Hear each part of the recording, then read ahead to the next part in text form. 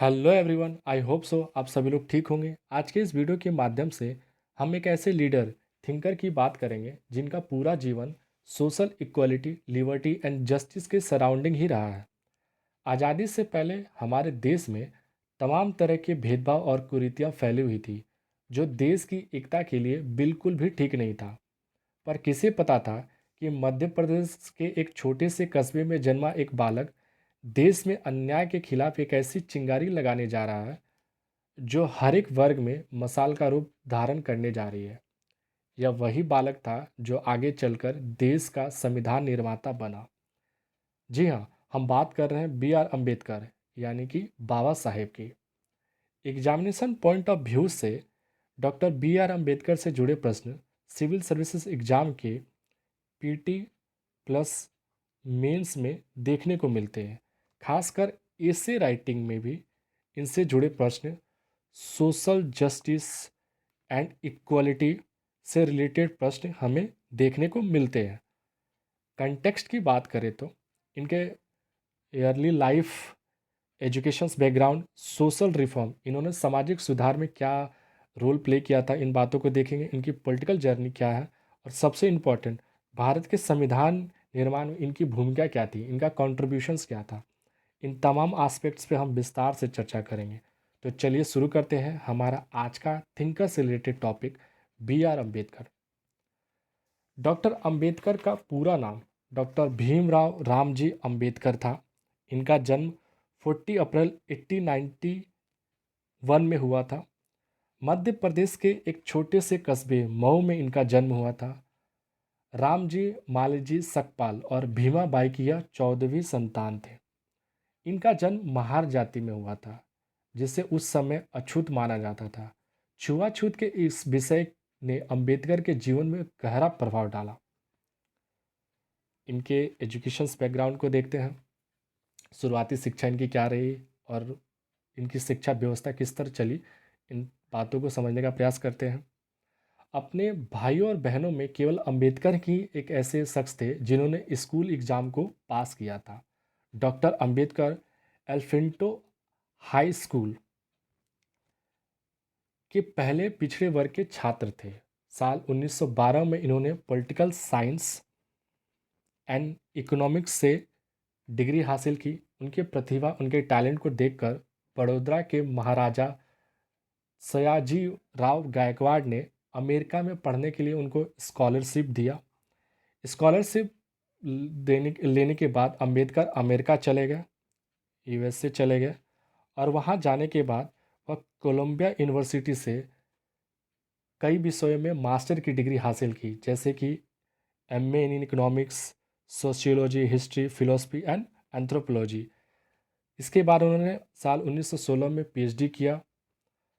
आगे की पढ़ाई करने के लिए वो लंदन स्कूल ऑफ इकोनॉमिक्स चले गए, इकोनॉमिक्स में गए, जहाँ से उन्होंने एमएससी लॉ एंड डॉक्टरेट किया। अपनी शिक्षा को पूरा करने के बाद डॉक्टर अंबेडकर जब भारत लौटकर आए तो वर्ष 1927 यानी कि 1927 में डॉक्टर अंबेडकर ने छुआछूत के विरुद्ध एक व्यापक और सक्रिय आंदोलन आरंभ करने का निर्णय लिया। उन्होंने सार्वजनिक आंदोलनों, सत्याग्रह के द्वारा पेयजल के सार्वजनिक जगह यानी कि पब्लिक प्लेस के जो रिसोर्स थे, समाज में सभी वर्गों, क्लास के लिए खुलवाने के साथ साथ अछूतों को भी हिंदू मंदिरों में प्रवेश करने का अधिकार दिलाने के लिए व्यापक संघर्ष किया। अंबेडकर के सामाजिक सुधार के आंदोलन में एक कड़ी पूना पैक्ट भी था। पूना पैक्ट यह क्या था, इसे भी समझते हैं। साल 1932 यानी कि 24 ऑफ सितंबर 1932 में डॉक्टर अंबेडकर और गांधी जी के बीच एक समझौता हुआ, और यह पुणे के यरवड़ा सेंट्रल जेल में हुआ। एक विशेष समझौता के तहत इसे देखा गया, जिसे पूना पैक्ट कहा जाता है। इसमें प्रोविज़न क्या थे, इसमें प्रावधान क्या थे? इसमें जो प्रावधान थे उसमें यह था कि दलित वर्ग को सामाजिक सेवाओं और स्थानीय संस्थाओं यानी कि इंस्टीट्यूशंस में एजुकेशंस क्वालिफिकेशंस के आधार पर उन्हें उचित रिप्रेजेंटेशंस देने की बात व्यवस्था की गई। साथ ही अलग से संयुक्त प्रांत में कुछ सीटों को आरक्षित किया गया। और सबसे जो मेन पॉइंट था उसे समझते हैं।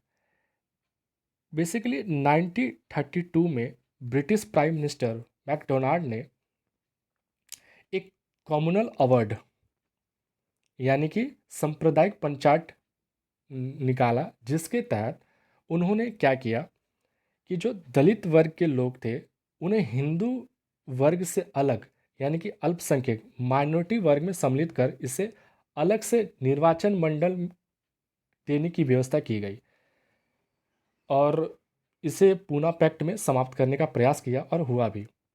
गांधी जी ने जब अम्बेडकर को समझाया डॉक्टर अम्बेडकर को जब गांधी जी ने समझाया और पूना पैक्ट हुआ, गांधी जी का कहना था कि हम अंग्रेजों से तभी लड़ सकते हैं जब हम सब साथ रहकर भाईचारे की भावना से एक साथ खड़े होंगे।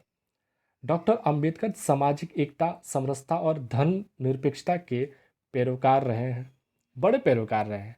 सामाजिक बराबरी करते हुए डॉक्टर अंबेडकर ने कहा था, मूल रूप से पशु और मनुष्य में यही विशेष अंतर है कि पशु अपने विकास की बात नहीं सोच सकता, लेकिन मनुष्य सोच सकता है और अपना विकास कर सकता है। इनके पॉलिटिकल करियर को देखते हैं, राजनीतिक सफ़र इनका कैसा रहा उसे समझने का प्रयास करते हैं। साल 1926 यानी कि 1926 में डॉक्टर अंबेडकर को बॉम्बे लेजिस्लेटिव काउंसिल में मेंबर बनाया गया। यह पहला मौका था जब किसी लेजिस्लेटिव असेंबली में अंबेडकर को रिप्रेजेंटेटिव करने का मौका मिला, मतलब रिप्रेजेंट करने का मौका मिला। सेकेंड वन इज 8 अगस्त 1930 में एक सम्मेलन में अंबेडकर ने हिस्सा लिया। डॉक्टर अंबेडकर ने हिस्सा लिया। यहाँ अंबेडकर ने अपनी राजनीतिक सोच दुनिया के सामने रखी। उन्होंने कहा, हमें अपना रास्ता खुद बनाना होगा। राजनीतिक शक्ति शोषितों की समस्याओं का निवारण नहीं कर सकती। उनका उद्धार जो होगा वो समाज में उनका उचित स्थान पाने में ही निहित होगा। 1936 में अंबेडकर ने इंडिपेंडेंस लेबर पार्टी की स्थापना की थी। 1936 में साल 1952 में इन्हें बम्बई स्टेट से राज्यसभा का सदस्य भी बनाया गया। आगे चलते हैं।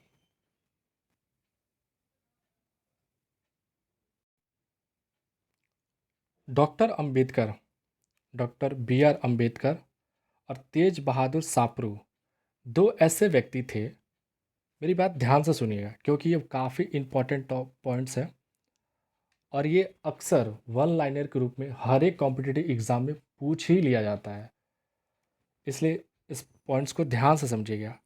डॉक्टर बी आर अंबेडकर और तेज बहादुर सापरू ये दो ऐसे व्यक्ति थे जिन्होंने अमेरिका में होने वाले तीनों राउंड टेबल कॉन्फ्रेंस में हिस्सा लिया था। अक्सर ये क्वेश्चन पूछा जाता है कि ऐसे कौन से व्यक्ति थे जिन्होंने तीनों राउंड टेबल कॉन्फ्रेंस में पार्टिसिपेट किया था। तो जनरली ऑप्शंस में डॉक्टर बी आर अम्बेडकर होता है, लेकिन दो ऐसे व्यक्ति थे, दो ऐसे पर्सन्स थे जिन्होंने तीनों राउंड टेबल कॉन्फ्रेंस में पार्टिसिपेट किया था, डॉक्टर बी आर अम्बेडकर और तेज बहादुर सापरू। आगे चलते हैं। B R Ambedkar, doctor B R Ambedkar के दो इम्पॉर्टेंस बुक, टू बुक्स, ये काफ़ी इम्पॉर्टेंट क्यों थी, इस पर डिस्कस करते हैं, इसे समझने का प्रयास करते हैं। पहला जो बुक था इनका, the evaluation of provincial finance in British India. फिर से सुनिए मेरी बातों को। इनका जो पहला बुक था, evaluation of provincial finance in British India, and second one is the problem of the rupees. ये दो ऐसे बुक थे जिनके आधार पर RBI यानी कि रिजर्व बैंक ऑफ इंडिया का गठन हुआ।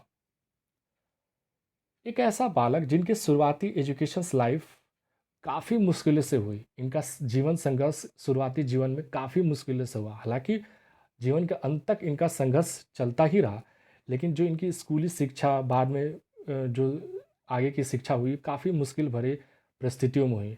स्कॉलरशिप मिला, वो आगे विदेश में पढ़ाई करने गए।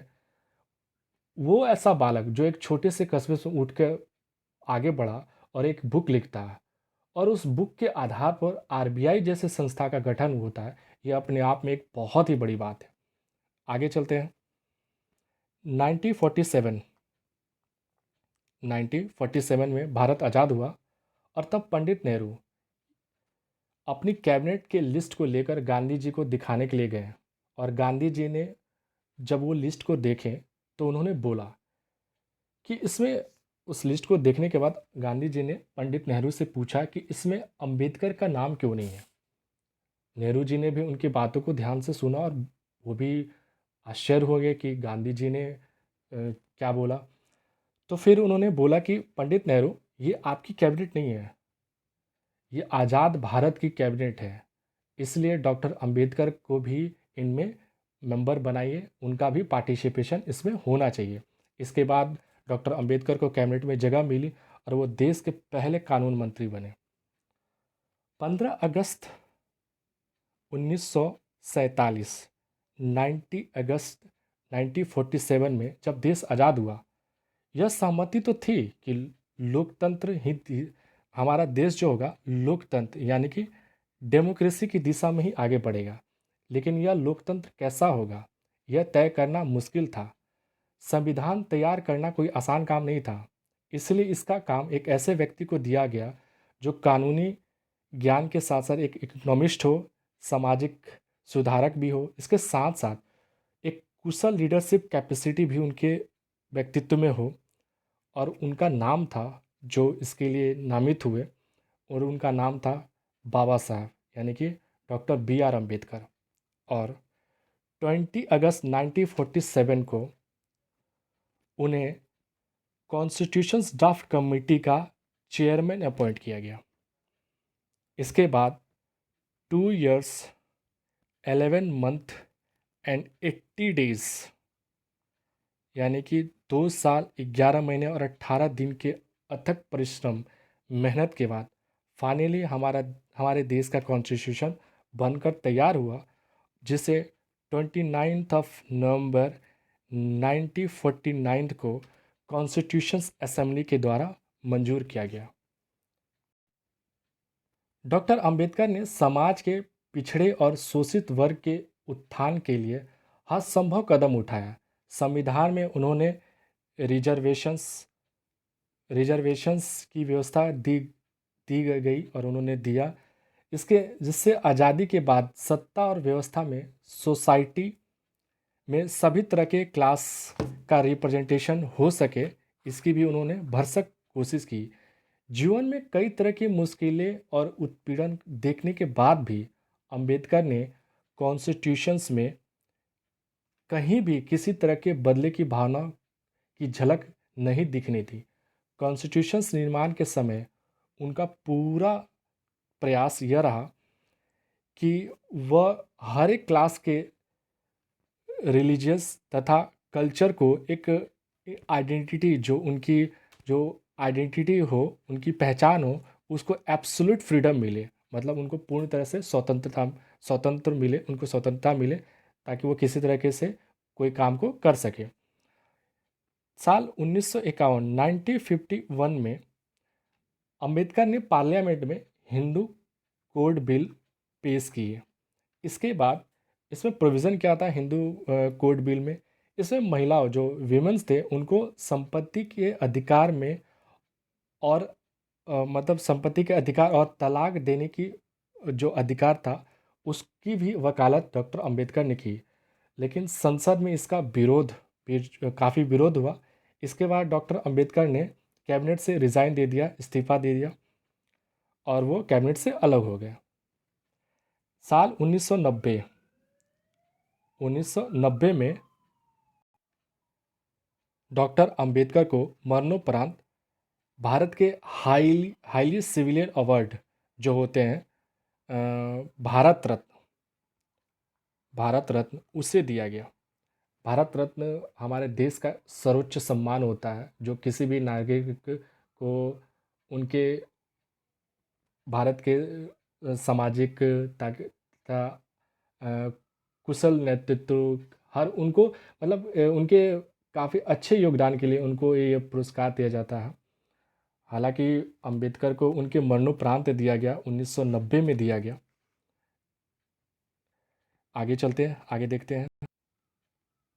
और 1990 में देने के बाद एक उनको सच्ची श्रद्धांजलि दी गई उनके कामों को लेकर, जो उन्होंने ताउम्र में एक क्लास स्ट्रगल की भावनाओं को दूर करने का समाज में प्रयास किया।